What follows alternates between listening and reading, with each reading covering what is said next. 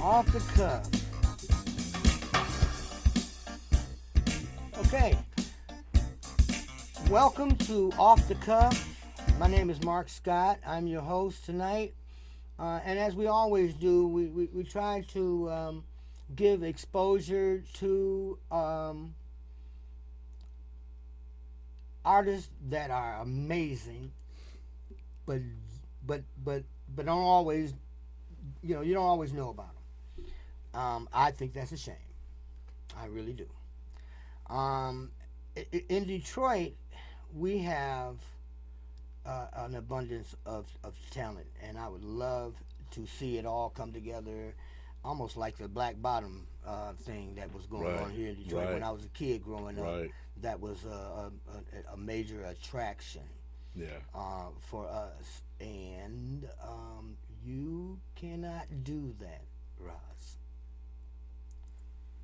You can't do that.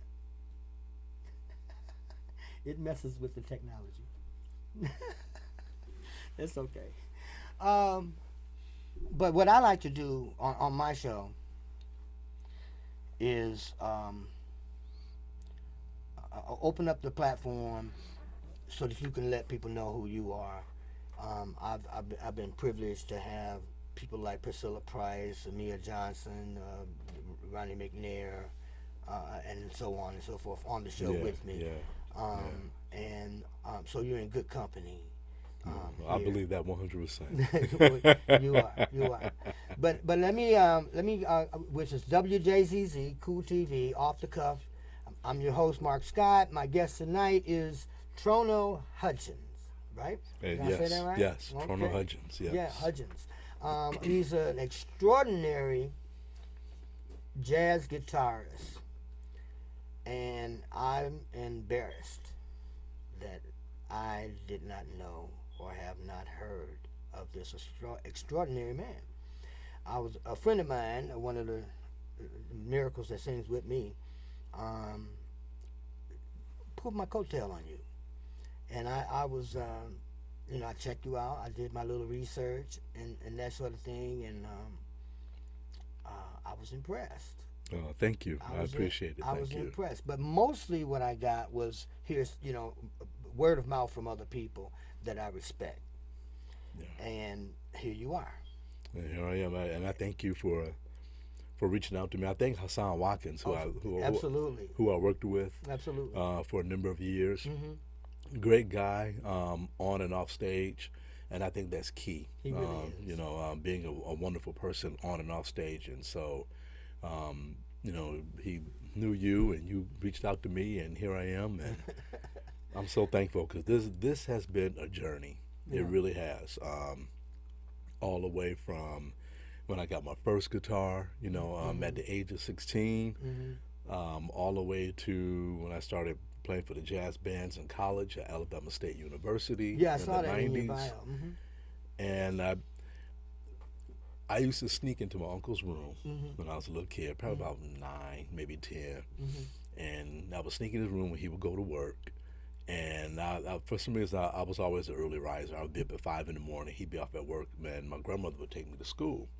So I would always fit in there, the way to get down into the basement where he lived. I don't know why uncles lived in the basement, but he was in the basement. And then he had this long aquarium, this tank with these exotic fish. I mean, and he had 2 tanks, 2 saltwater tanks. I mean, he had Oscars in there, the alligator gars and the stingrays. Stop. Yeah, and so exotic fish. Yeah, exotic fish. Not goldfish. Yeah, not goldfish. If he did have them, they were being eaten. So, yeah, I would cut on some Kenny G.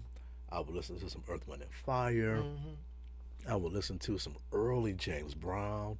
I would listen to some Marvin Gaye, a little bit of Teddy Pendergrass, some early Prince. I would listen to some of his Miles Davis that he would have. And the whole time I would listen to it in the dark, and the only light in the room was from the aquarium, or his tanks. Yeah. So I was always put in this like jazzy, watery jazz mood from that point on. And my grandma used to holler from upstairs in the kitchen, "Trono, come on up here now. it's time for you to go to school. Like, yes, Grandma. You know, and I try to cut everything off, but one day he caught me, and I put something out of place. I usually push the albums back in, and so one day I left one of the Earth, Wind and Fire albums slightly out, and I didn't push it back in. So he came up to me after work. He goes, "So, Busted. you been downstairs in my room again, man?" I said, "Yeah," you know. So, but because of my uncle, even till this day, he put me on the path like my father for music, and I have a picture of me and my dad where I was probably about seven or eight, and I had a guitar in my hand, and I had a towel around my neck like I was Superman, pinned around my neck, and I had the guitar. The guitar was bigger than me, so yeah, my dad implanted that in me very early on. Yeah. Oh yeah, yeah. You know, I was reading your background, and I was what you sent me, and I said, "Wow, this is really familiar to me." Because remember, I asked you about the saxophone. Right. You played saxophone for a while, and then you moved to guitar. Yes. Okay. Yes. See, I played saxophone for like 17, 18 years. It was my primary instrument. I didn't know that. But I moved on and added other instruments, you know, keyboards and guitars and things like that, so that I could produce better. That makes sense. That track you heard was one of my tracks. Nice. Yeah. Nice. That's a funky track. Just a little something. But, you know, I wanted something that when you hear it, you'll think of me. You know. Yeah. So but I don't have a guitar on there. Well, you don't need one because I'm here. I'm here. I'll fill that in for you. I'll fill that in. I have no problem. When I say it's a journey, you take little detours, you know, in life until you find that thing that you're looking for. Some of us are blessed to have it early on. Okay. Some of us have to bump into it. And for me, I started playing, believe it or not, I started playing the flute, the wooden flute, in grade school, like around second, third grade. Then I didn't play for a while, and then when I got to St. David, once again, you know, I had to sing the fa, si, la, ti, do, and all that stuff, and then I started playing saxophone in high school. I started out playing. You talking about do, re, mi, fa, sol, la, yeah, la, la, la, la, la, ti, do, yeah, la, la, la, la. I got you. And so I started out with the baritone sax because nobody else could carry it but me.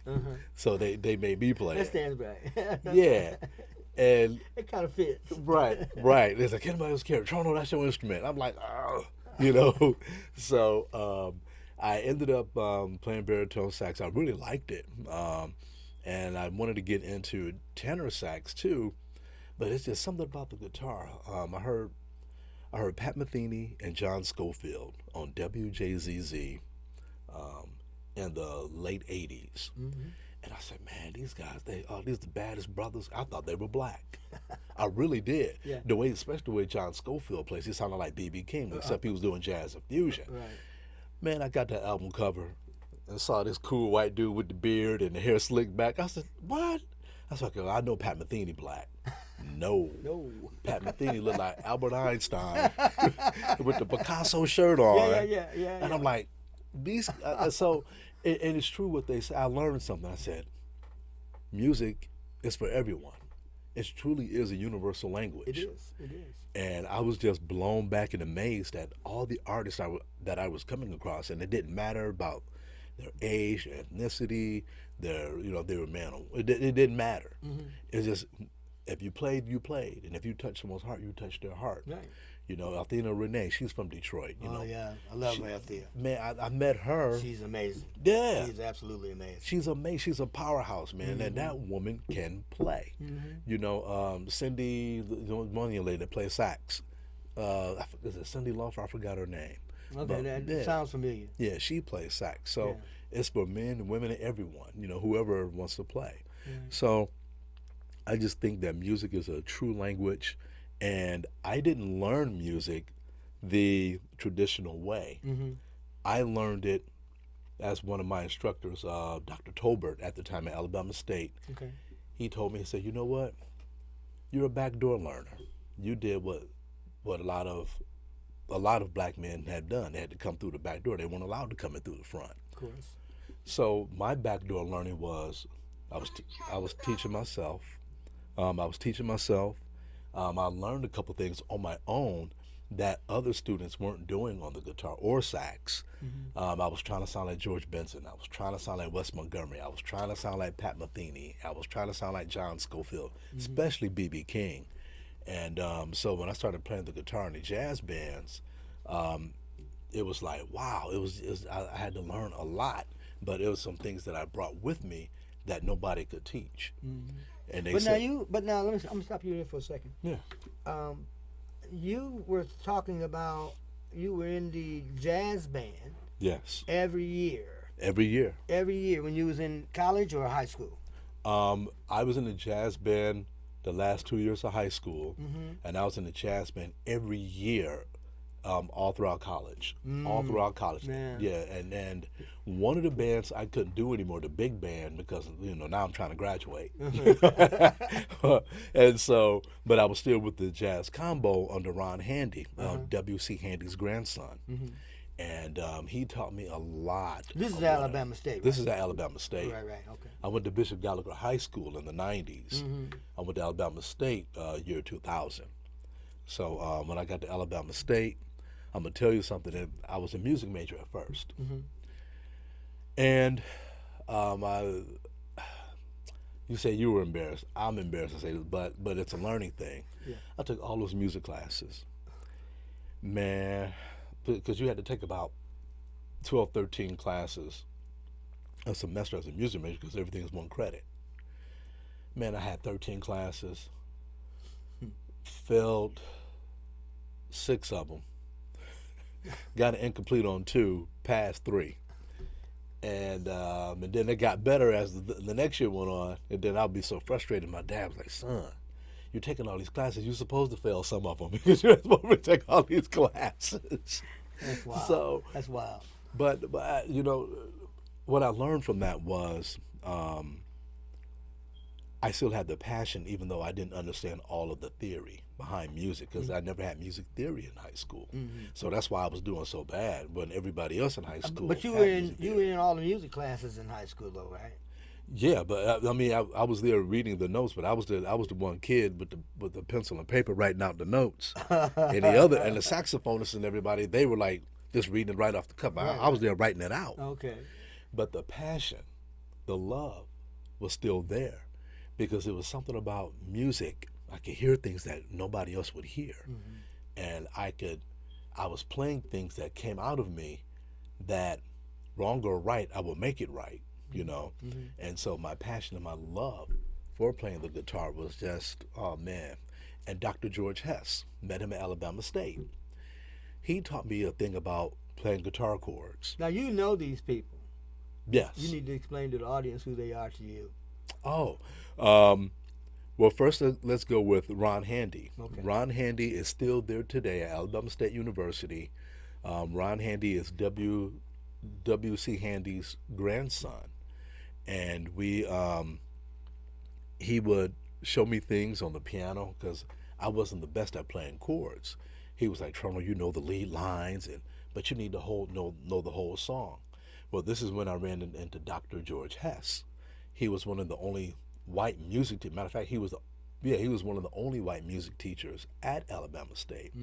He taught me the Root 5, Root 6 movements and the formations on the guitar.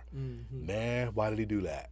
It's like somebody took a key and gave it to him. I turned the lock and walked right in.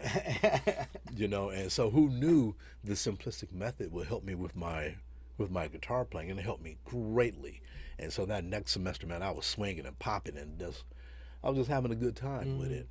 And the other students that were classically trained, they had a hard time in jazz band. I did not, because I taught myself to move freely.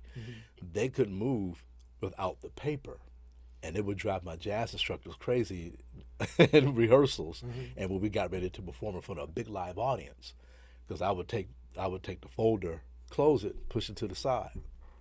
And Dr. Bray, this is how he spoke. Hey man, what you doing? Where your music at? And I said, I know it. I got it. Oh, you that good, huh? Oh, all right. We're going to see. And so what he didn't know was because of what I was taught by Ron Handy and Dr. George Hess, was that I was able to pull out the pieces that I needed for the song to exist, the parts that made sense. And so I did that in jazz band, and he would just look at me and just, I ain't gonna say the N word, but he just said, "You want out the box," you know. Yeah. And so that's how I played, and I could read chord charts, I could read music, and so that's part of my story, and like I say, it's been a journey. Well, we're gonna get to some other stuff that I noticed in your bio, but we're gonna do a station ID right quick. Okay. And then we're gonna come back and learn more about Trono, right?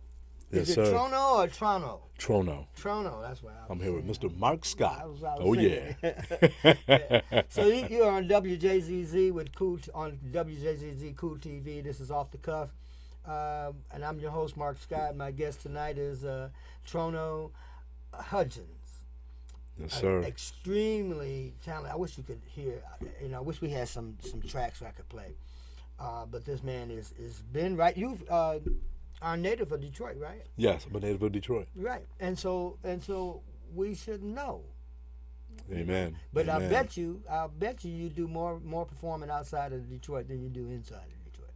You know, it's kind of 50-50 because I perform here. I performed in St. Lucia. I performed in Cuba. I performed in Puerto Rico. I've done some performing in Florida. I'm back and forth quite a bit from here to Florida, Florida to here. Okay, I'm gonna stop you. Okay. I gotta finish it before I get reprimanded here. So it's WJZZ Cool TV. I'm so into you right now. WJZZ Cool TV. This is Off the Cuff, and again, I'm Mark Scott. This is Trono Hudgens. And if you like the content that we're presenting to you, go ahead and hit that like button, share it, so we can get the word out to our audience and expand the audience. And if you feel really moved, you can go to WJZZ Cool TV and subscribe. There are millions of viewers on this station with WJZZ, and we really want to have you join us on multiple platforms on WJZZ. So, back to you. What I want to ask you about is your first album. My first album. You said it was only 3 songs on the album. It was only 3 songs. Okay. When I first moved back here from Florida, I was working at Office Depot on Greenfield. And a gentleman walks in, and we started talking. We started talking about music, and his name was Ron Scott. Bless his soul. And I told Ron Scott, I said, man, I play guitar. And he looked at me, man, right. You play guitar, but man, just give me my pens and my paper so I could get checked out, sir. Talking about you play guitar and you working here at Office Depot. You how good are you? And he looked at me like that. I said, I got a lot that I can show you. Oh yeah. So next thing you know, we went to his studio in the back of his business, and his business at the time was called Newmark, and Newmark had a big warehouse in the back, Yeah, speakers. I saw that in your bio. Yeah, and we started recording, we started putting things together, and the next thing you knew, I titled it Arubian Nights because me and my love, Roz, we went to Aruba, and I loved Aruba. I haven't been back, but I want to go back. I did a performance with a band in Aruba, and so I called it Arubian Nights. It only had 3 tracks. That was by accident. Well, I don't know, because I wanted to add at least 2-3 more songs, but time was of the essence, and at that time, I was with CD Baby. And so CD Baby was like, hey, you got any music? I said, you know what, I got these 3 songs. At least let me get that out. So I got out the 3 songs. One is Island Breezes. The other one is For the Secret of Your Love. And the other one is Island Breezes. Now, can people listen to these? Can they go online and download them? Yep, they can. They can go on YouTube and pull them up. I'm on Apple Music. I'm on Spotify. I'm on Apple Music, Spotify, and iTunes. Oh, okay. You know, so they can pull this music And that's up. through CD Baby. That's through CD Baby, the first CD. Right. Yep, that's through CD Baby. Okay.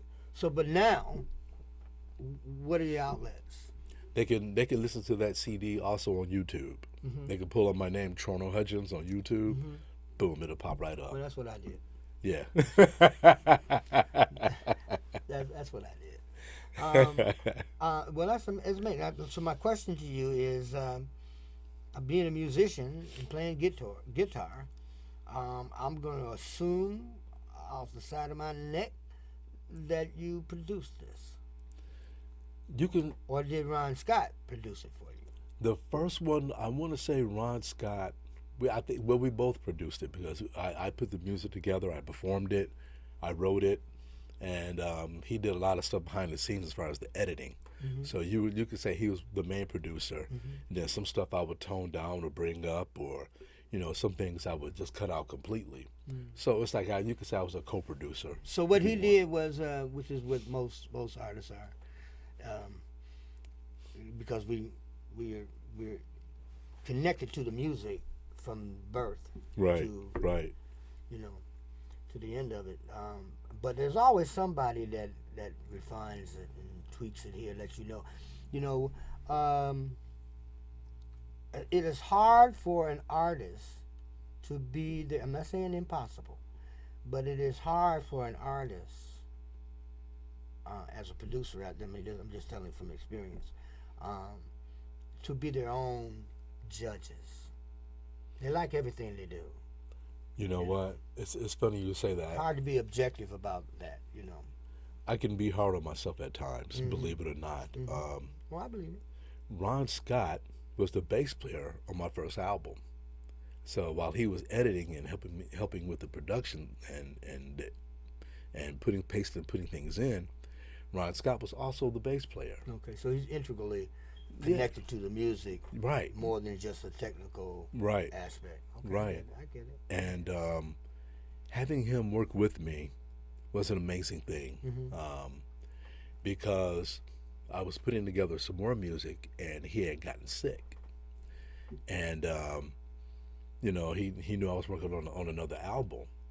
This man wanted to come into the studio with the last little borrowed time that he had on Earth. I said, Ron, come on, man, it's okay. He said, nah, man, I want to come in.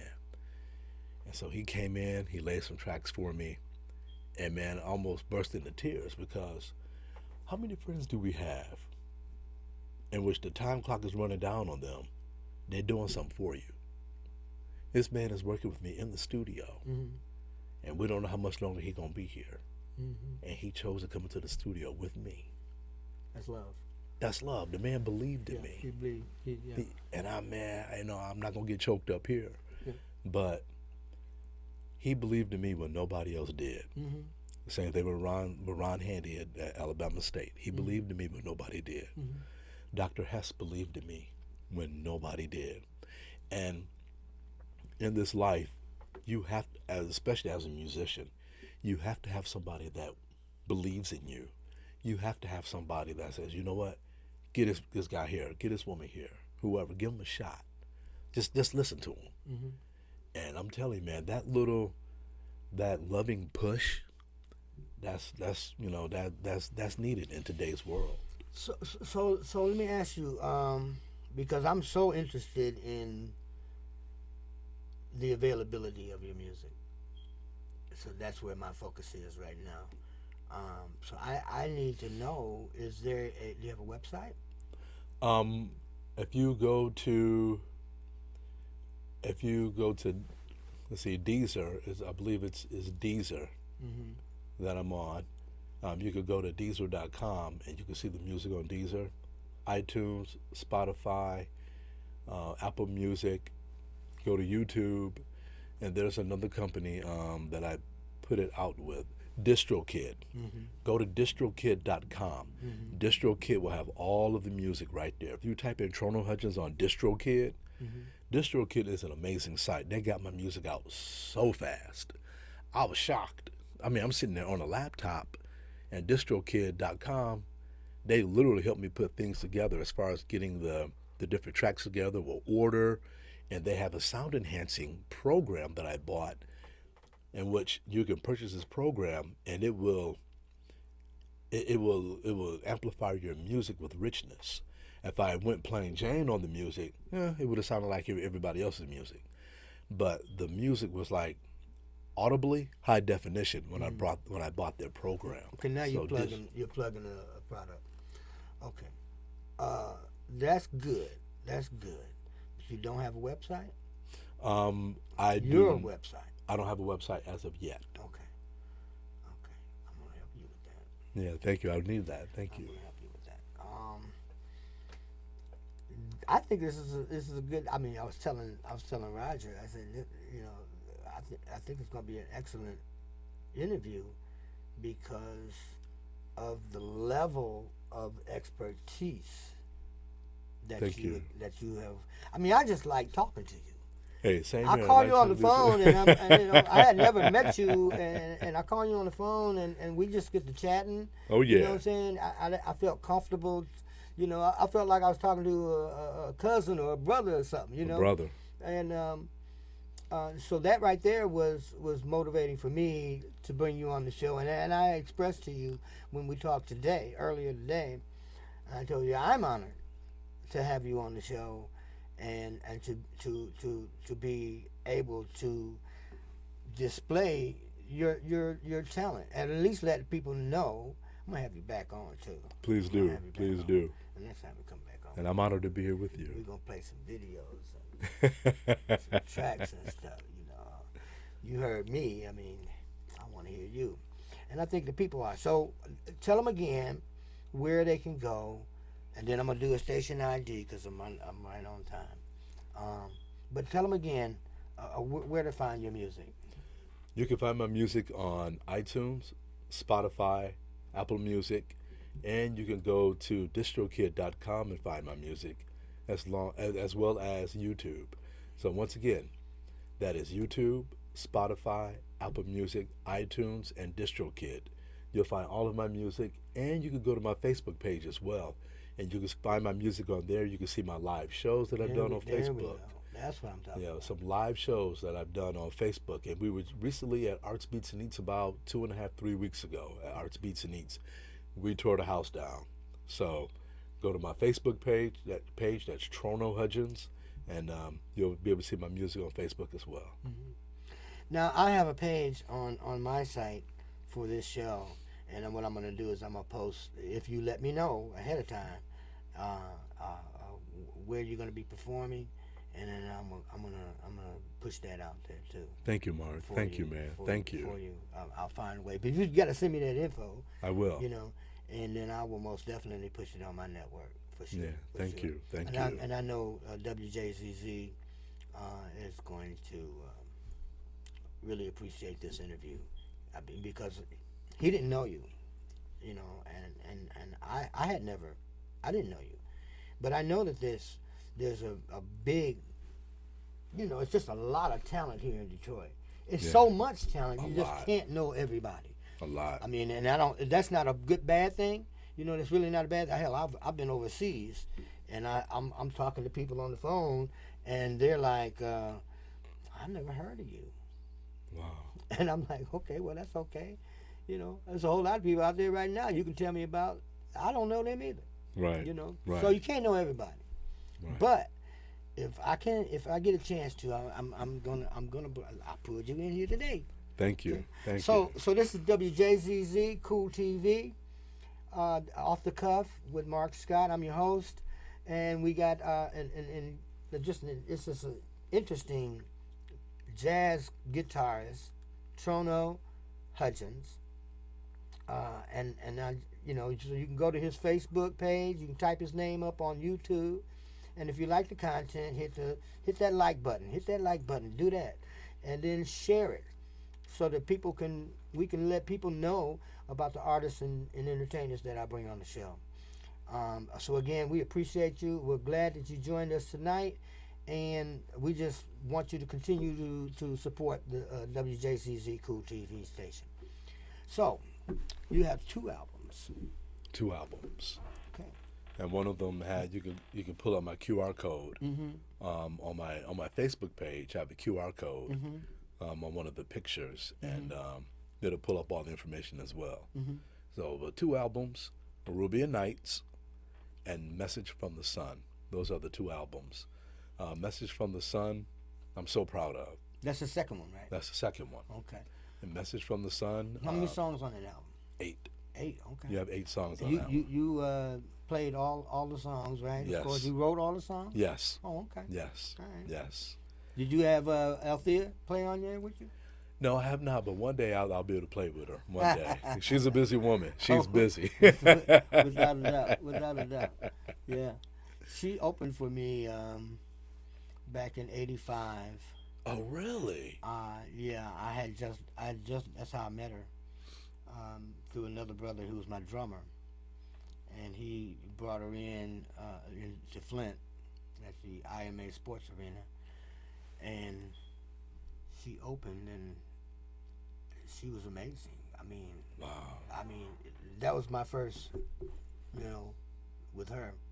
I had just did a movie with TriStar, Breaking 2, Electric Boogaloo type thing, and I did some music on that, and so we did a tour, and she opened for me that particular night. Wow. So I know how amazing that Althea. I'm plugging her. Maybe I can get her on my show. Yeah. I'm slick. I ain't slick. Everybody read me like a book. Okay, here we go. But you got a second album. You got 8 songs on the album. Those songs are available as well, right? Yes. Okay. Yes, they are. Tell me how did you come up with that album? The album, it took about three and a half years to make this album. Yeah, you said it took a while. It took a while. To me, some of those are the best albums. It's when you rush a project, like if you rush a meal, it's going to taste rushed. I've heard people put albums out and rush it, and you can hear the quality's not good. But the way I came up with this, like when I came up with Skip Strut, I didn't know a bass player at the time that was able to record. So okay, now you're saying that like we know what that song is. Well, I'm about to hum it out for you. Okay, here we go. So but it starts out with me scatting,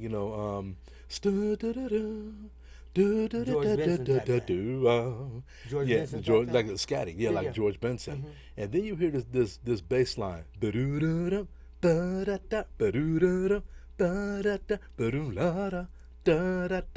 so that's me with like a Calypso New Orleans kind of feel on that song because I didn't know a bass player at the time. And I had been playing that by myself whenever people asked me to play for about a year. And so when it came time to do the album, this song was kind of already performed. I just had to add another part to it, add more depth. And so that's how that song came out, Skip Strut. Check out Skip Strut. It's an amazing, it's a kind of tune that, hey, one of those. So is that the flavor of the album? The flavor of the album is smooth jazz. But is it up tempo or? We have on that album. I have 3 songs that are up tempo. I have 3 songs that I do by myself, and the other 5 songs I do with the whole band. So it's like medium tempo, like when you get to Message from the Sun, the title track of the album. That's really upbeat. That's probably the most upbeat song of the whole album, Message from the Sun.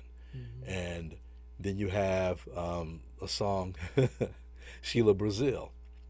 And Sheila Brazil, Sheila Brazil kind of got me a little bit of trouble because, no, who is Sheila? I don't know who Sheila is. This just came to me, and she just got to be from Brazil. I said, this is just the name of the song. Okay. So, the Sheila Brazil, it has like a Latin flavor. And you'll really hear me playing the chords and rhythm on this. Now, that's one of the forgotten gems of music that I put on this album, rhythm guitar. Rhythm guitar is so important. It's so important. And it's one of the backbones of music when you're able to play those rhythmic chords. And so now the title of the album, Message from the Sun, I love water. And I'm looking at today's climate, not just physically, but I'm looking at the social climate of this world. And what we're doing under the sun, we have our triumphs and we have our shames. We should be treating each other with love. What would the sun say if the sun could talk to us, looking down at our planet? What would the sun have to say to us?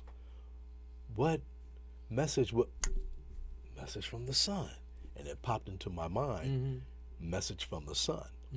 Because believe me, brother, it's giving some messages, whether you want to realize it or not. People are like, man, it sure is hot. And it's December. So, Yeah. you know? January last year. Yeah, You know, yeah. we didn't get no snow until the year was gone. I don't think we saw any snow on Christmas, did we? If it was a flurry. It was a flurry. It was nothing major. Yeah, it was nothing. It was light dusting. I mean, Yeah, we had some days, and that's but, it. That's it. Yeah. And that's how I came up with the message from the sun. Okay, real quick, man. What is your feeling? What is your how do you feel about the entertainment culture in Detroit? We talked about this on the phone for a short period of time. Oh yeah, oh yeah. So I want you to expound on that and just give us what you think can be done to make it better. I mean, what would be your advice to musicians in this culture? To the musicians in this culture, And I'm talking singers, musicians. We talked about it on the phone. Yeah. Actors, all of that. What would you about? Because I see it happening in other cities. Yeah, yeah. You know, I go around and I find I see it's just in Chicago, in Houston, in Dallas, New York. I mean, it's all over the place. You know, but I don't see it here like I think we should. I mean, this is Motown.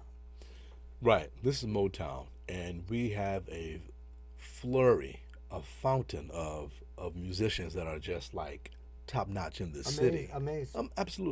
Absolutely amazing. I think one of the things that we need to do in the instrument department, it's just me, but I think we really need to get back into playing the instruments ourselves. Nothing wrong with having programs, but just learn how to play the instrument yourself. Learn how to do that. We're missing some of the nooks and crannies and the building blocks of the music. Learn how to do this yourself. I can hear music when it's being programmed through a machine. Ugh. Sterile. Yeah, you know, and it's like it's cookie cutter. And the other thing I want to tell musicians, singers, musicians, artists, actors, make sure that you are not selfish with your gift. Don't be selfish, because you have some people that could be kind of cliquish and they don't want to share what they know. Share what you know. That's the thing. You have to share what you know. There's a story, and I'll share it real fast. There's this guy. You got time? This guy was laying on his homegoing bed. I don't like to use the D word. I call it homegoing bed. That's what it is. He's on his homegoing bed. He goes to sleep for a minute. He wakes up, and he sees all these ghosts around him. He's like, "Who are you guys?" He goes, "We're your dreams, and you didn't share us with the world. Now we have to go with you." So I tell people, share your gift. Don't leave nothing on the table. Put it all out there. You have to, each one teach one, as my martial arts instructor tells me. You study martial arts too? Yeah, I'm a 3rd-degree black belt. Stop. Yeah. So when did you start? Oh, wow. I've been doing martial arts off and on since the age of 13, but I got serious about it the last 15 years. Yeah. Yeah. Yeah, I studied it too. What form? Tung Sudo. Oh, okay. Ishiru. Yeah. Yeah. What did you study? Ishiru. Yeah. So it's the art. I was real little when I was growing up, and I had to have big guys always mess with me because I had 5 brothers. Yeah. And I wasn't scared of nobody. Yeah. Which was probably to my detriment. Didn't know when to shut up. But the thing about martial arts, it carries over into the discipline of any art that you're into.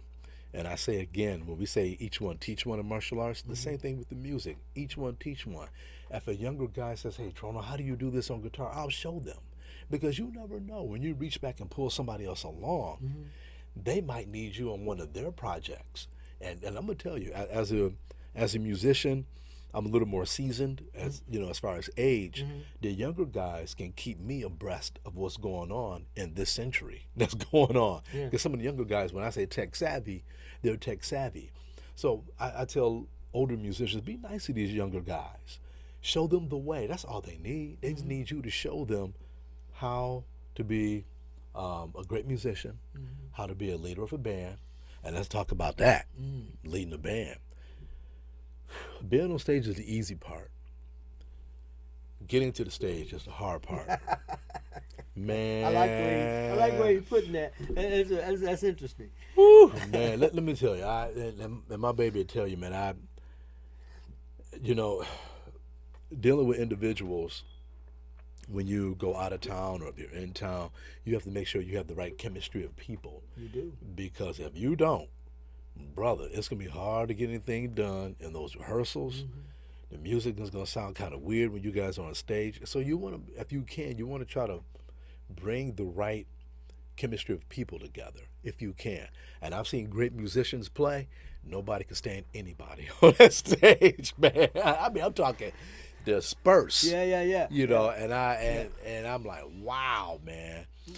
And so, that's one of the things I've learned about music. Two things I've learned: share your knowledge of what you know, be willing to learn from other people, and two, try to be a galvanizer. Try to bring people together, and try to know their needs and their wants. Then I say needs and wants first. Needs always come first. What you need, what you want could come after. So it's all about galvanizing the team. Once you galvanize the team, man, everything is on the stage. Whew, that's when it's fun now. Yeah. That's when it's fun. It'll click. Yeah. I push that same thing with the people because I mean, you can have singers and they might have great voices, but if you can't travel with them, if they don't take rehearsal serious, if they don't do their homework, because for me, rehearsals are to put it together, not for you to learn it. You're supposed to do your homework before you get there, right? And then rehearsals shouldn't be more than an hour if you're professional. Right. An hour and a half maybe. About an hour and a half. Hour and a half. I don't go past an hour. I'm an old man. I can't stand up like that. I'm just joking.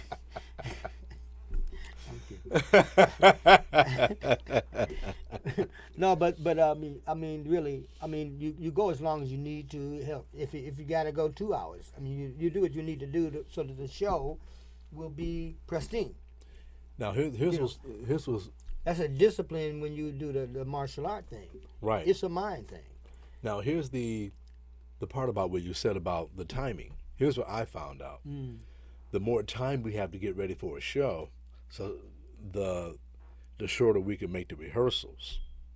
The less amount of time we have for the show. Say if we got to do a show and we only have like 3 weeks, now these rehearsals are an hour and a half, 2 hours. How long a show do you do? This last show, they only gave us an hour at Arts, Beats, and Eats.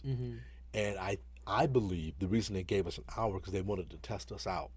But when they saw we had a sold-out crowd, when they saw that people were leaving other stages and coming to our stage while we were playing, when they saw that all the chairs were filled, when they saw that the place was packed to where we were, which was at the Mike Morris stage, they were like, wow. So when we hit the last note, right as we were packing up, the stage manager and some of the other people were coming up, man, we sure wish you guys could stay longer. Because other bands, we be hoping they get done. But you guys, y'all going to be back next year, and y'all doing 2 hours. Now, most of the time, our shows are 2 hours, 2.5 hours.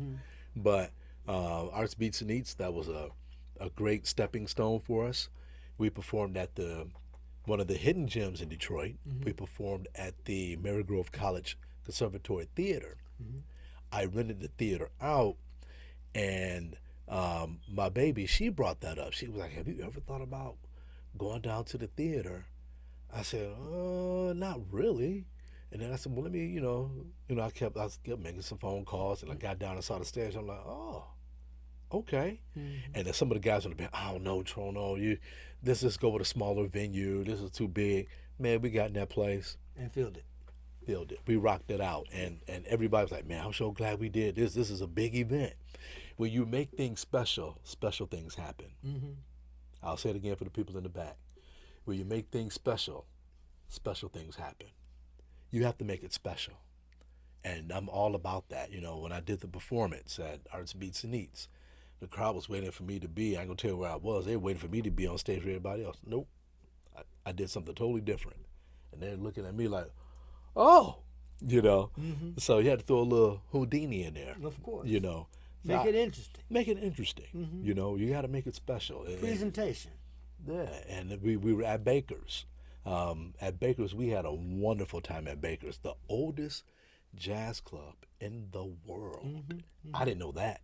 They've been running strong, I think, since 1933 or 1934. They are the oldest jazz club in the world. And to be there, that was so much fun. And the guys in the band were like, man, we all not gonna fit in there at Baker's. I said, just come on. Just come on. It's gonna work out.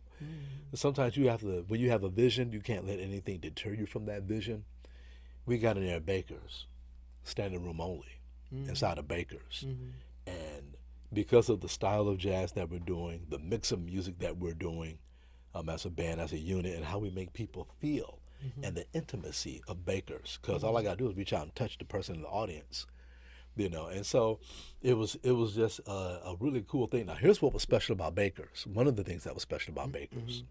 Of course, you got the audience way over here, people in the middle, and the audience way down there. So I'm playing guitar like this. I'm trying to, trying to make sure address everybody. Yeah, trying to address everybody. Okay. And a couple of times I got into it and I stayed straight, but then I had to remember people are here, people are there, So it was just a real special thing to be at Baker's, and it was fun. So tell them again where to find your music. You can find my music on distrokid.com, DistroKid. You can find me on Apple Music, Spotify, iTunes, and YouTube. You can find me in those places, and my music is there, and I hope you really. And you got a it. Facebook page too, right? And my Facebook page. And there's a QR code on there that will take them straight to your music. Yes. Correct. Correct. Okay. Correct. Okay. I'm gonna put that out there for you. Thank you. I'm gonna get that QR code, and I'm gonna shoot that out probably tonight or tomorrow. Yeah. Absolutely, and just tell them what I'm gonna do. And it's been a pleasure to have you on the show. We got WJZZ Cool TV. This is Off the Cuff with Mark Scott. I'm your host, Mark Scott. My guest tonight, my fabulous guest tonight, was Trono Hutchins, jazz guitarist, and with an amazing story. I can definitely relate to a whole lot of your story, man. Almost like we on the same house or the same family. So hit that like button. If you like our content, hit that like button, share, and subscribe to WJZZ Cool TV for a whole lot of different platforms and information. I mean, you'll love it. It's a very entertaining network. So until next time, we're out of time already. Wow, really? Yeah, it's on an hour. It's not a long time. I just want to say this real quick, if I may. WJZZ will always hold a magical place in my heart. WJZZ as a little kid put me to sleep at night. WJZZ helped me through some of my breakups as a teenager. WJZZ helped me learn music. It helped me learn that music is for everyone. WJZZ was that station that I still today have some tapes. I would put it in the radio, push it in, and I would record it. Remember that? Yeah, you could do that. I could record their music. So, I would listen to all these fabulous artists on WJZZ, and WJZZ is a wonderful station, and I want to do what I can to help keep it alive, and that's one of the reasons thank you. I'm going to do what I can to help keep it alive, because it's done so much for me, and I have so much to give. We're not done yet. We're not done yet, brother. We're not done yet. It's been a pleasure meeting you, It's man. been a pleasure, Mark. You Thank know, you so much, my friend. absolutely, We're friends man. now. Thank you. You can't do nothing about it. We're friends now. That's what Hassan tell me. I mean, there's nothing you can do about it. But anyway, hit that like button if you like the content that we presented to you tonight. This amazing artist, Trono Hudgens. So hit that like button, share, and we'll see you next time. And until then, love each other. Make sure you love each other. Love each other. You know? Love each other. So that's it. Wow, that was fast, man. That was fast. It ain't a whole lot of time. That was fast. Yeah, thank you so much, man. This has been an absolute pleasure, my friend. Hey, man, Absolute pleasure. I enjoyed it. I knew it was going to have fun with you. Yeah, man. It's all about fun.